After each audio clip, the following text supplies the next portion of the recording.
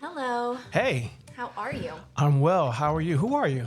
I'm Amy. Hey, what is this? It is Women, Worth, and Weddings. This is my podcast, Trav. Yeah, this is nice. I like what you have here. There's cookies on the table and everything. Cookies and everything. Yeah. I'm excited to interview today. Me too. Me So too. who are you, Trav? Hey, I am Travis B.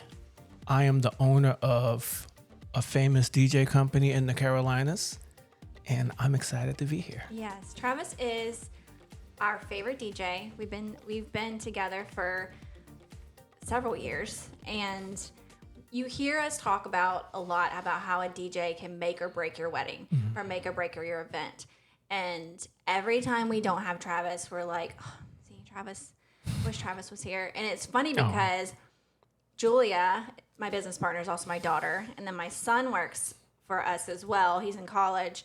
And they're always, when Travis is there, they're always like, it's like I don't know, you're like our safety net. Yeah, you know, we're all everything's going to be family good. now. Yeah. But I can tell you, I feel the same way when I do weddings that you all are in that, especially if there's a no planner situation. And then when there's no planner, the DJ's the planner, basically.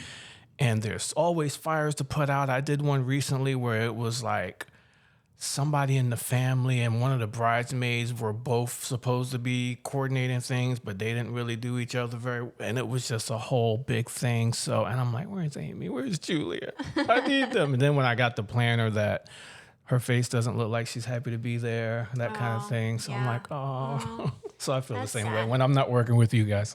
Well, let's dive into what is your ideal client, like your ideal couple. What would that look like? Party people.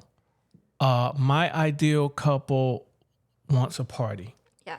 They want to bring back their college crew and bring everybody in town, especially the ones that don't live close by because they're really going to party since they're staying. They don't have anywhere to go the next day. And, you know, they really value the experience, music, dancing, the atmosphere of bringing back that time for them. Yeah. And we have seen some, I think the last wedding I did with you, it was a rager. Which one was this? This was at Hart Meadows. It was Melissa. Oh, yeah. That was a rage. Yeah, She was good. She was good. That was a good crowd. It was the only time I ever have gotten on a dance floor and danced with the bride. Yeah. Usually it's a joke between Travis and I. Right. I always say, if you She ever quit. see me on the dance floor, it's my last night. But I couldn't let her down. She wanted me out there. So. And that was a good example because they have like they bust everybody in, right? So when I see buses bringing people in, I know it's going to be a party because no one's driving. They all going to a hotel or something afterwards, so no one has anywhere to be. So I know that's going to be a party. It's going to be a party. Yeah. So tell me, what is the cringiest moment that you've had at a wedding where you're just like questioning your life decisions? Oh, that's been I had some recently. I did one recently, and actually a couple, but one of them they gave me in my planning app the music they all needed for their special songs. It was a song by what's the guy's name? Dan and Shay. Dan and Shay. And I forget the song, but it was like maybe the name of the song was You, and then there's another Dan and Shay song that's called You Make Me Feel Blue, whatever. Something like that, very similar. She chose the wrong song in the app. She put in Dan and Shay You as their first dance. So it's time for their first dance, and I go play the song, and then they crickets. They looking like that's not it. And partially my fault too, because I didn't review with them verbally to say, this is the song you chose. So then she just says, that's not it. I said, huh? And she said, it wasn't, it was very low key. And she said, it's supposed to be Dan and Shay, blah, blah, blah. I was like, oh, you chose the wrong song. So I had it real quick. So I just loaded it up. So it was about 30 seconds of trying to figure that out. It was in my brain, it was worse than what anybody else would have noticed. Cause I was just like, and it was terrible, but we fixed it really quickly, and they just went on with it, and they were fine with it. I didn't say, "Hey, the bride chose the wrong song." Yeah. I just, went on with it. I'd have rolled her right up under the bus. No, I'm just kidding. Okay, so in your opinion, in the DJ world, what are some mistakes that you see DJs making that could potentially like ruin their reputation? DJs, a few things. They're not preparing correctly. They don't have what they need for the job. A lot of DJs start to follow other DJs on Instagram and stuff, and they think they need all this crazy expensive stuff, but then the basics they don't have. I find that clients now, this current age group that we're doing weddings for, they value mixing and blending records more than they may have 5 years ago. Me being a former club DJ, back in the 50s, right? I'm comfortable with that. I've been mixing my whole life, but now people are really, really looking for DJs that mix because they're seeing all these TikToks. They're seeing TikToks of DJs putting these songs together, stuff like that. So there's more value in that than what there used to be. And a lot of newer DJs that learned on the computer or on their iPad, they're not mixers. Right. So they don't have that skill set yet. And another thing that I think DJs do all the time is don't follow the plan. Yeah. They don't follow the timeline. Some DJs will come in and say, I got my own timeline, Yeah. Stuff like that. And they don't that follow makes the lead. my eye twitch. Yeah. Like, what did he say? Yeah. Yeah, I have some DJ friends and they'll tell me horror stories too about how they heard that this other DJ did this or that. But it's always just not following the timeline. DJs want to be the star. They want to be Jazzy Jeff. They want to be in a Ibiza somewhere. Being a wedding DJ is different. You're not the star. They're not coming to see you, right? But they still have that mentality. Oh, I have to have food. They have to feed me like they have a rider, Yeah. Because they feel like they're the star. But it's not like at weddings, you're just there to service. They're not there to see you. And we got to get out of that mentality and follow the plan, follow the lead, from the planner, from the photographer. We all have to be a team and not coming in there like, you're the star of the show and what you say goes. Yeah.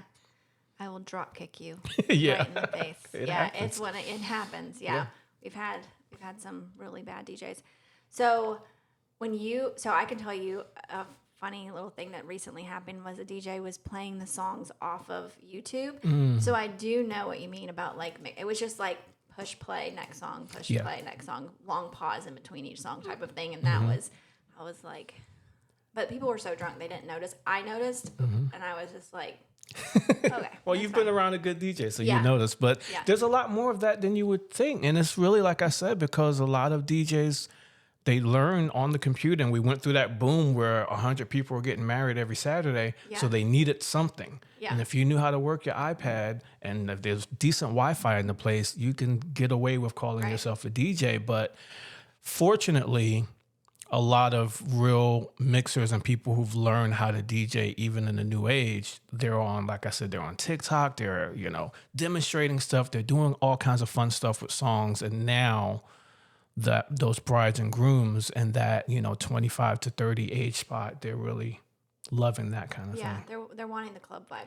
They want the club vibe. That's why they're bringing out the foam light up things. Yeah, And light up sticks, this, glasses, Yeah. bring everything out, the lighting, and that's my vibe because I'm a Yeah. club. I'm still a club DJ. I like to say I bring the club atmosphere with the professionalism of what my day job was. You know what I'm saying? Suit and tie every day, professional. But as soon as that father-daughter dance is done and he takes his tie off, I'm taking mine off. Yeah, it is. I mean, you're really good at like reading the room for Thank sure. you.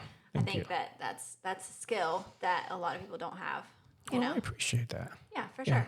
That just comes from being a people watcher in general. I used to work in malls all day long, so I just watched people all day long. And then working in the clubs, I had to watch people because there was no outline. There was no plan of, I'm going to do this, this, and this. You really had to just go off of what was working and recognize quick if it wasn't working to get out of there. So that's just bring that on. Bring that to the wedding world. My hand signals. So I am I feel like everybody should know, like, or this. Yeah, or those are like, the easy ones. Those are the easy ones. But there are times where I'm like, you know, you just know what I'm talking about. So I can appreciate that. I tried to do that with another DJ recently, and he looked at me like It just didn't work had out. 3 heads. And I was like, You have to know the cut the cake sing. Yeah, She's like, going to be cut on the the other cake. side of the room doing like this. That means it's time to cut the cake. Come on. Yeah, it's funny. I love it. Yeah. So what do you think about faux send-offs? I hate them. I hate them. I hate them. Unless we're really going to go home. But I hate fake send-offs. It's such a downer because A, we're in the middle of dance and everybody's having a good time. We have an hour to go, supposedly. And now we have to stop it to get everybody outside. Mm-hmm. The whole stopping it part takes 15 minutes because nobody's listening. They've heard enough of me for one night. And so now they're hearing me say, oh, I need y'all to meet us outside. Please meet us outside. That takes 15 minutes to get everybody out there. We're coming back. Don't worry. You don't have to take your stuff. You leave your bags here. You're coming right back in. Yeah. It's just a fake send-off. That takes way too long, and it kills the mood. There's an exception every once in a while. That one we did in Charlotte, Founders Hall. Mm-hmm. What was that couple? Oh, yeah.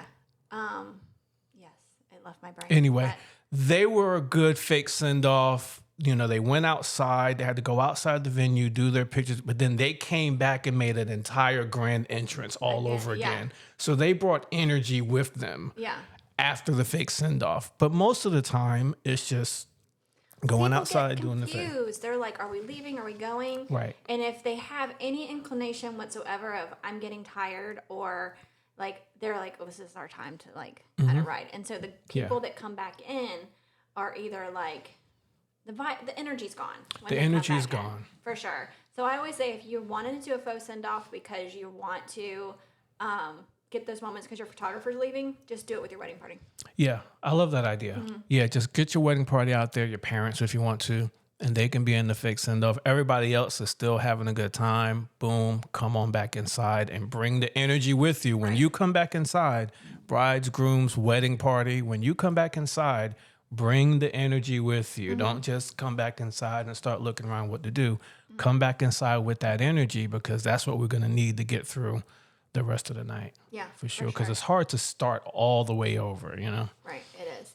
And you actually do officiating as well, right? I do. I've been officiating now for a couple years. I have a few under my belt. The last one worked really well, so I was very pleased with that. That's good. I love that.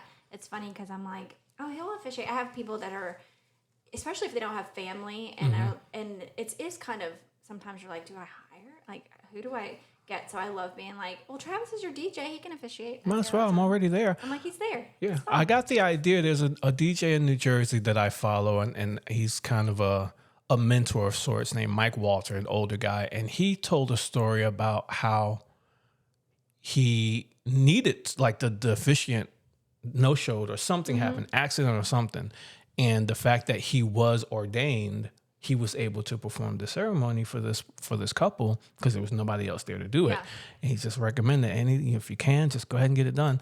So I said, hey, that's a good idea. And then the first 3 years of it, I never had to use it. And then the last couple of years, it started to come in handy. So yes, I'm a pastor too. Yeah, it does. It really does help. Julie and I had a wedding many years ago when the officiant actually got in a car accident, and it was 30 minutes before the ceremony. Yeah. So we had to get, her sister is actually ordained, and so her sister-in-law, and so she drove over really quick and married the couple for us. But I was like, that's terrifying. Yeah, you just never know. If you need a last-minute ceremony, I'm here for it. If you need some cake, I know where Publix is. It's good. It's good. So in like leaving or ending the thing, what would you love to see more of? Like, what would you be like, I wish that I could have more of this in my life? It could be personal, it could be professional, whatever it is. I misunderstood that question. I thought you meant in leaving, meaning like in leaving a wedding. No, in leaving, in closing statements, yeah. I wish I could have more wedding planners like Amy and Julia in my life, because it's just, I did one just last weekend where the planner comes and tells me, hey, it's time for cake cutting. Okay, good. It's time for cake cutting. Let's do it right on time. And she's like, let's go, kind of getting me. I'm looking around. There's no photographer in sight. So the wedding planner should have been like making sure, because the photographer's still in the back eating somewhere.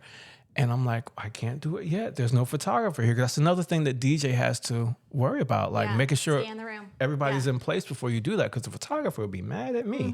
So I'm looking around for the photographer. The wedding planner's looking around at me, like wondering what I'm doing. And I said, you need a photographer. So I wish I had more planners like you and Julia in my life all the time. I think. Well, I had a band recently do the grand entrance without the photographers being the thing. Yeah. Like the whole big grand entrance. Yeah. But I mean, it was one of those things where I'm in the back, like waving my hands, like stop, but no one paid attention to me. Yeah. Anyways, well, I am so excited to have you today. Well, thank you. I'm Excited to be here. Our 2025 and all the weddings that we're gonna do. It's exciting. Yes. It's exciting. We're doing 74 weddings this year. I mean, literally. Actually, not lying. No. I'm just But okay. Well, thank you so much. Thank you for having me on this wonderful broadcast of yours. Find you. Where can everybody find you? As of right now, you can find me at fmgeventcompany.com and Instagram, Facebook /FMG Perfect. And then, of course, we'll put that on the podcast so that you can find them. Click. Easy to take you over there. So if you have any questions or comments for Travis, please put it below. Do. And then, of course, like and follow us. Don't forget to like and follow the podcast. All Absolutely. Right. Thank you. Thank you.